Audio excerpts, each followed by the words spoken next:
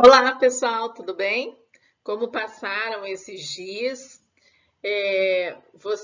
Devem estar acompanhando no site do colégio, que eu andei postando para vocês algumas atividades de revisão, atividades, na verdade, novas, né? Coloquei para vocês conteúdos novos. Inclusive, eu coloquei a semana passada uma videoaula sobre tabela periódica, tá? E eu vou estar revendo com vocês como é que os elementos químicos estão organizados em uma tabela e o porquê da necessidade de organizar esses elementos químicos em uma tabela, tá? Mas antes disso, eu vou relembrar com vocês a teoria atômica a mais aceita, a mais moderna, que a gente acaba estudando, que é a teoria de Rutherford Bohr sobre o átomo. Então, vamos lá rever um pouquinho do que eu já falei com vocês sobre o que é um átomo, tá? De acordo com a teoria atômica moderna. Então, não sei se vocês se lembram que o átomo, quando a gente estudou, tá? Ele é formado por uma região central. Essa região central que o átomo apresenta aí, nós chamamos de núcleo, e esse núcleo é formado por prótons e nêutrons, e a somatória desses prótons mais nêutrons forma o que nós chamamos de massa do átomo. Girando ao redor desse núcleo do átomo, nós vamos encontrar também os elétrons. E esses elétrons estão distribuídos em camadas eletrônicas, que são as órbitas que o átomo apresenta. E os átomos eles podem ter até no máximo 7 órbitas, ou seja, 7 camadas eletrônicas. Nós falamos também o que era um átomo em equilíbrio elétrico.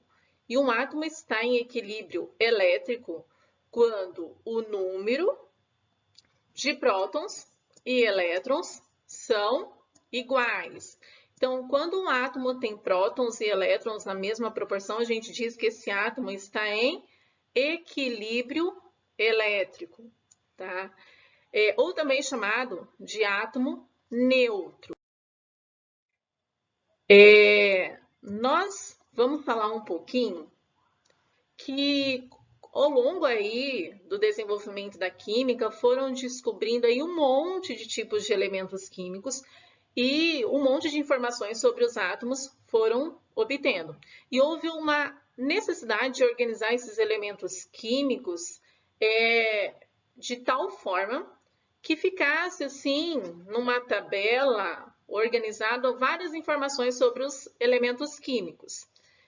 No início, essa organização construíram uma tabela e eram distribuídos nessa tabela os elementos químicos de acordo com o número de massa que eles apresentavam. Mas viram que não estava dando certo. Então, organizaram os elementos químicos em uma tabela, levando em consideração o número de prótons que eles apresentavam. Então, nós organizamos, hoje em dia, o critério adotado é organizar os elementos químicos, levando em consideração o número de prótons que eles apresentam, e eles estão distribuídos nessa tabela da seguinte forma, tá? Da esquerda para a direita, tá? Em ordem crescente de número atômico. Todos aqueles elementos químicos que estão à esquerda têm número atômico menor do que aqueles que estão à direita. Por exemplo, o hélio tem número atômico igual a 1, o hidrogênio, na verdade, né? Falei errado para vocês. O hidrogênio, ele tem número atômico igual a 1. O hélio tem número atômico igual a 2. O lítio, que está aqui embaixo na segunda linha, tem número atômico igual a 3. O berílio, 4. E assim sucessivamente, sempre da esquerda para a direita, em ordem crescente de número atômico. Tá? Aqui eu trouxe para vocês, tá? Mais claro aqui para vocês dar uma observada, que dentro de cada quadradinho tem o símbolo do elemento químico, tá? Então, em cada quadradinho traz a seguinte informação: o símbolo do elemento químico, tem um número que está indicando o número atômico, e número atômico é o número de prótons que o átomo apresenta, porque número atômico é igual ao número de próton. E uma outra informação que traz dentro de cada quadradinho desse é o número de massa. Lembram lá que eu falei para vocês que número de massa é a somatória de prótons mais nêutrons. Então, se a gente quiser descobrir qual é o número de nêutron de um átomo, se a tabela periódica traz a massa e traz os prótons, é só subtrair para descobrir o número de nêutron, pegar o valor de massa menos os prótons, que eu acho os nêutrons. Então, a tabela periódica, ela organiza os elementos químicos em ordem crescente de número atômico, sempre da esquerda para a tá? Outra informação que a tabela periódica traz para a gente, ela organiza os elementos químicos em famílias, tá? E são duas grandes famílias. E o que representam as famílias? Elas estão representadas em colunas. Então, cada coluna da tabela periódica representa uma família. E, na verdade, são duas grandes famílias, a família do A e a família do B, também chamada de família de transição. Aqui, no 9º ano, nós vamos nos ater mais à família do A. A família do B, vocês vão estudar mais lá no 1º ano do ensino médio, no 2º e assim por diante. Quais são as características dos elementos químicos que pertencem à família do A? Tá? A família do A, eles representam aí os elementos químicos que pertencem à família do A. Cada família do A, que nós vamos ter lá, 1A, tá aqui, ó, olha lá na tabela. Tem a família 1A, 2A, aqui, ó, essa parte mais alta do outro lado, direita aqui, ó, 3A, 4A, 5A, 6A, 7A. O que ela vai estar indicando? Quem tiver na família 1A, tem um elétron na última camada eletrônica. Todos os elementos químicos que pertencem à família 2A têm 2 elétrons na última camada eletrônica. Todos que estiverem na família 3A têm 3 elétrons na última camada eletrônica. 4A, 4 elétrons. Então, lá, se eu pegar os elementos químicos que pertencem à família 6A, todos eles terão 6 elétrons na última camada eletrônica. A família do B não segue essa regra, tanto é que ela é chamada de família de transição. E daí as características mais aprofundadas vocês se dedicam lá ao ensino médio. No caso da família 8A ou família 0, eles são elementos químicos que têm 8 elétrons na última camada eletrônica, com exceção do hélio, que vão ter só 2 elétrons. Ele vai ser a exceção da família 8A. Vamos lá para outras características que a tabela periódica traz para a gente. Tá? A tabela periódica, ela é dividida em linhas.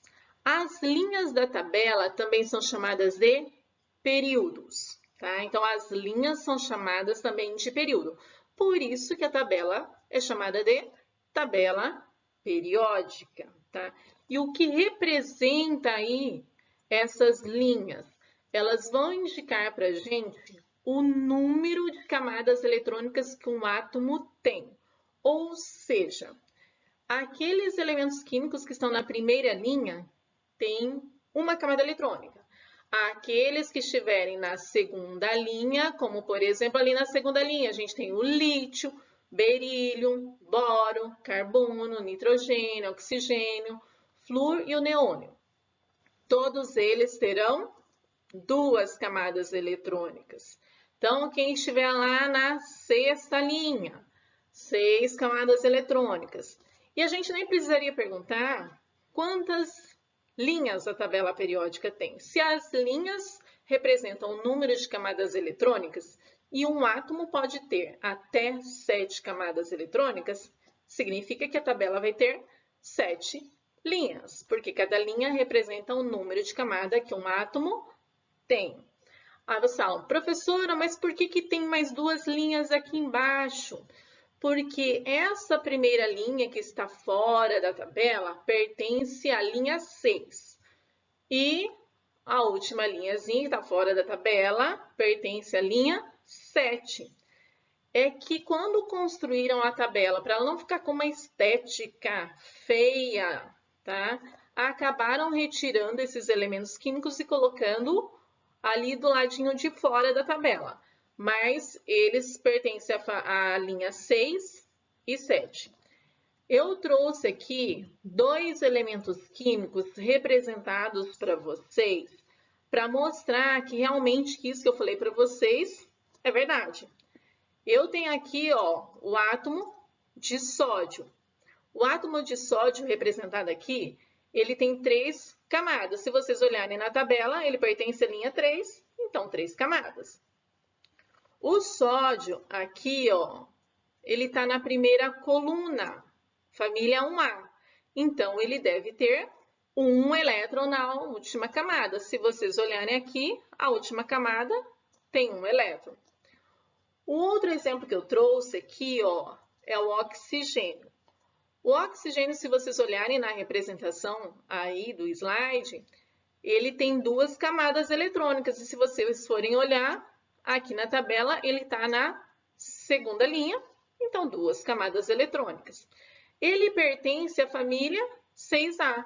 Isso significa que se vocês contarem o número de elétrons na última camada, tem que ter 6 elétrons. E o desenho mostra bem isso para você.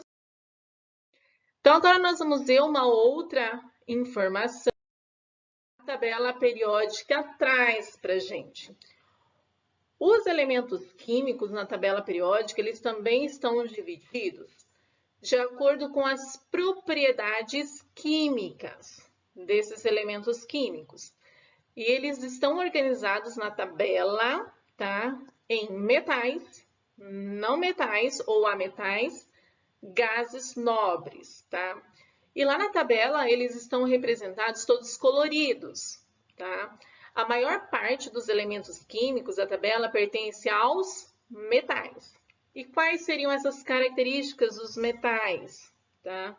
Os metais, eles têm brilho quando polido, como por exemplo lá o cobre, o sódio, o ouro, a prata, o magnésio, tá? São elementos químicos que pertencem ao grupo dos metais, tá? Os metais, eles são bons condutores de calor, eletricidade, tá? Tanto é que as panelas, a maioria das panelas, elas são de metais, como ferro. Nós vamos ter panelas lá como o inox, que na verdade é uma liga metálica, são vários metais que são misturados. Os metais têm a característica aí de quando submetido a uma fonte de calor, eles podem ser moldáveis, tá?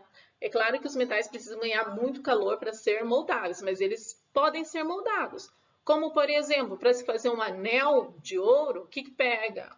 O ouro, submete a ele a uma grande fonte de calor e a gente pode moldar. Então, dá para ser moldados os metais. Uma outra característica que os metais apresentam é que eles têm uma facilidade em perder elétrons. E daí eles acabam formando cátion, ou seja, íon positivo.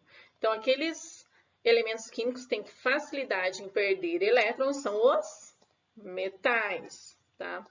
Eu trouxe aqui para vocês verem também que o único metal que em temperatura ambiente ele é líquido é o mercúrio. Todos os demais metais em temperatura ambiente, eles estão no estado sólido, tá? Então, vamos lá agora. Um outro grupo de elementos químicos, que são os ametais, ou conhecido também como não metal. As características dos não metais é o inverso dos metais.